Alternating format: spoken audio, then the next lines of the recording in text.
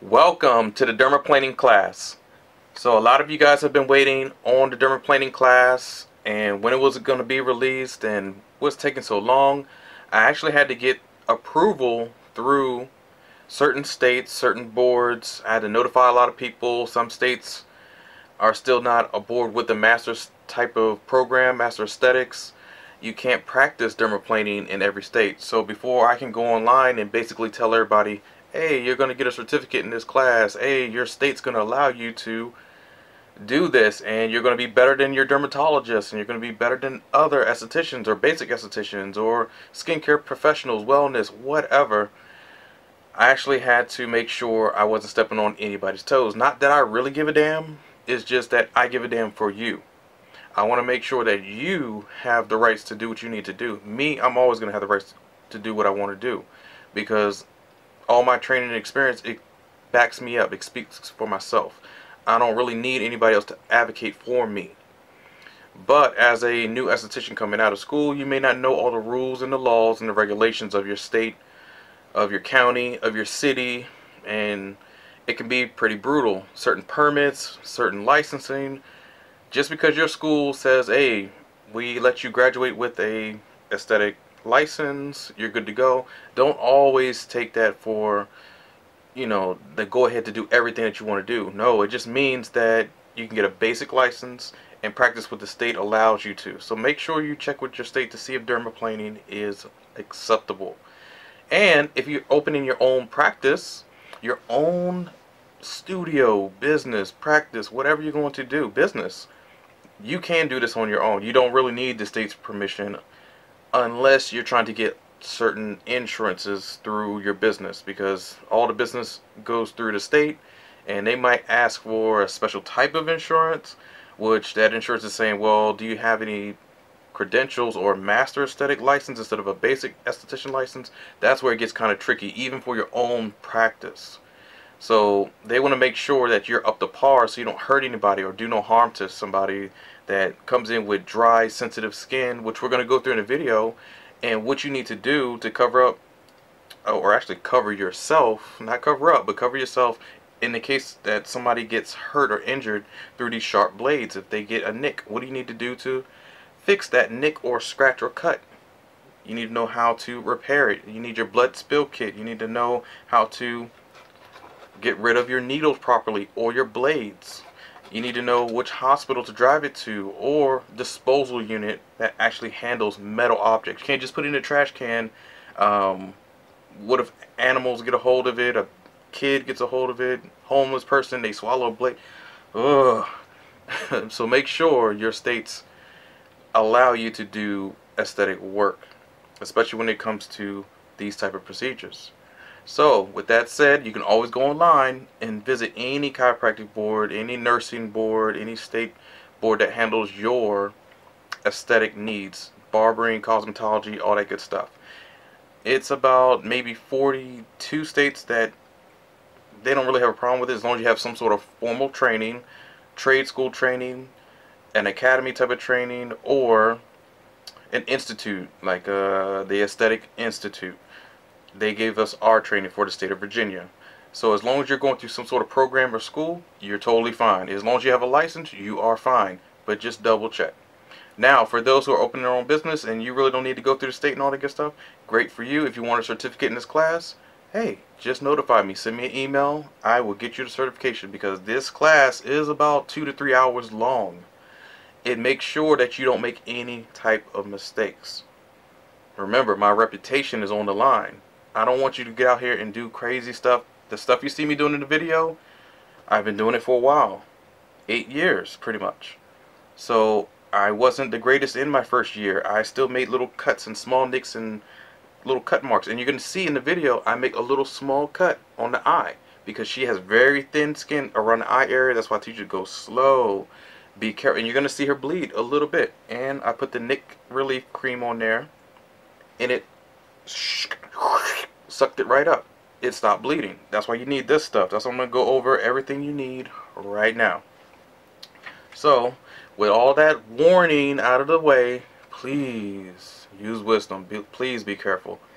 These instruments that I'm about to show you, Yes, they're precise. They are sharp. They can hurt people. So as long as you practice everything that I'm going through in the video step by step, you're going to do fine. Take a deep breath, 3 deep breaths through the nose, out through the mouth, and you'll be fine. Do that 3 times, calms you down. You're going to do well. Because before you even work on somebody's face, oh, we go through steps. There's 3 phases that you got to go through first, especially in my class. All the other schools, they don't teach this at all. I haven't seen one, and if you've seen one, it's proprietary to me. That's my IP patent. That's me, my intellectual property or patent or whatever it is. Shoot, I'm the one who started this way. So, first and foremost, when you get your model on the table, or whoever it is, your client, and it could be husband, boyfriend, girlfriend, kids, whoever you need to do to practice on, or whoever's going to be your client, hey, that's cool. As long as you still have them sign a consent form. This client intake form is a history intake form to where it's, you know, hey, I've been in the sun, I had sun damage, I had eczema, melasma, acne when I was 13, 14, I had this and that, X, Y, and Z. Make sure they go through the pages with an S. Pages. It shouldn't be 1, 2 pages. It should probably be 3 to 4, maybe even 5, depending on where you work at. If it's like dermatologist office, probably gonna be 8 or 9 or 10. Shit. So for me, yeah, I have a couple pages. I need to make sure that they're fully aware of what I'm going to do. It's just 4 pages, but this covers me even if I don't have insurance. Because if somebody wants to take me to court and I have them fill this out, and I make sure they have name, date of birth, signature, and the last 4 of their social security number on my forms. So there's no way you could have been like, because if you're even at your most inebriated form, drunk, signature will be all off, and you have to sign and print and sign. Printing for somebody who's high or on any type of drug or stimulant or whatever, they can't write right. I'm not even going to do the procedure. So I need to see you actually fill out your name and sign it. I want your initials and your last 4 of your social security number. If you're messed up, how do you even remember all that? Like, that's a lot of steps. And plus, you have to write pretty much a lot. I need to know your history. I don't want any problems. I need to know your vacation history. Did you just come off a cruise to Aruba and you went out sun tanning and I can see it on your face? I'm like, you are not a good candidate for dermaplaning, chemical peel, anything. I'm going to send you home. Hey, come back in 2 weeks. Let your skin recover. This saves you, even without insurance. Will you get in trouble? Will you get fined by the state? Probably. I'd much rather take a fine or hit from the state than actually getting sued in court and have to settle out for thousands of dollars. Or if you have an LLC, yes, you are covered up to a little bit. Limited liability company or corporation. That limited part, that still does not exclude you from not paying anything. No, stop listening to dumb people who think they know about business, or they're trying to say, hey, all you need to do is get an LLC and you're covered for everything. No, you're not. No, that means you're covered from your house, your home, your cars, your kids' college funds and shit like that. Yeah, they can't come after that. No. But if it's a business, if it's something tied to it to where they can actually liquidate, sell your machines or whatever, because it's this person that's suing you is so high, the amount, yeah, they probably could. It's limited. It's limited to the scope of your business. It's not for your recreational, like my house, my cars, my kids' futures, and my bank accounts. That's the only thing that separates. I cannot stress that enough. So that's why you need a form, because that form, even with a LLC, oh yeah, you go to court, you're like, no, they signed for this. They knew what they were getting themselves into.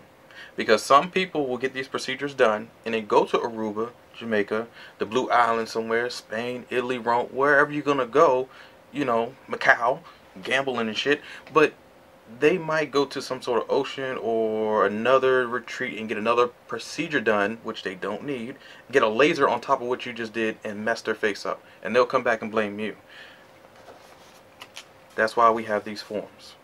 Even on my second page of the form, we take a picture. If they don't initial saying I will take a first and last picture, or basically a before and after photo. If they don't sign, I don't do any treatment. I don't care if you have money in your hand, $10 billion, because remember, if I'm taking a picture that shows that you came in fine, that's what I want to do, because that's what cops do. If you get pulled over or whatever, and they take pictures before you go to jail, so you can't say that you hit yourself in the car and banged yourself against the window and say the police did it or whoever did it, the correctional officer did it. No, that's why they take the picture before, and then when you get to the destination, they take a picture after, like you arrived fine. You know, we arrested you fine, you arrived at the jail fine. That's why.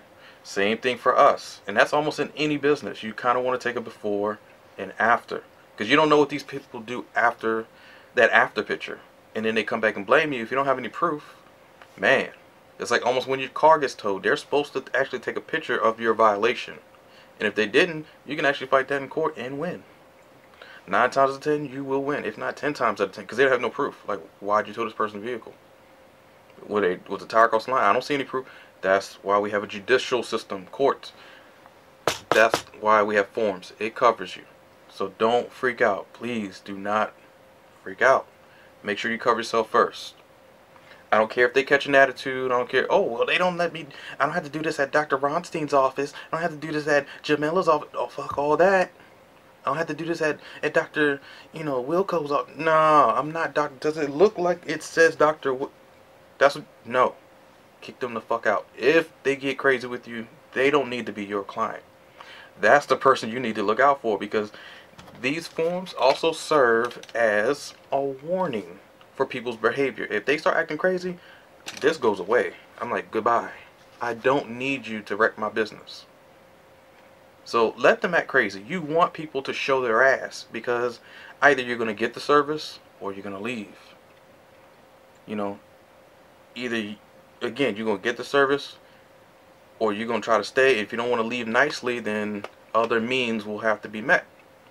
And, oh yeah, at that point, I'm not saying show this in front of them, but if they don't want to leave nicely, hey, you have a phone, 911. As soon as you make the call, you hang up. If they still tend to be combative with you, at that time, they're not a client, they are a combative or combatant. So a combatant, you need to defend yourself at all costs. So don't fuck around. Don't let these people walk over you, because they will. I worked in 7 practice med spas to plastic surgeon's office. Yes, they try it every time. These people will try you. No. No means no. Get the, like, no, refuse. And then on your form, put refused. Just in case.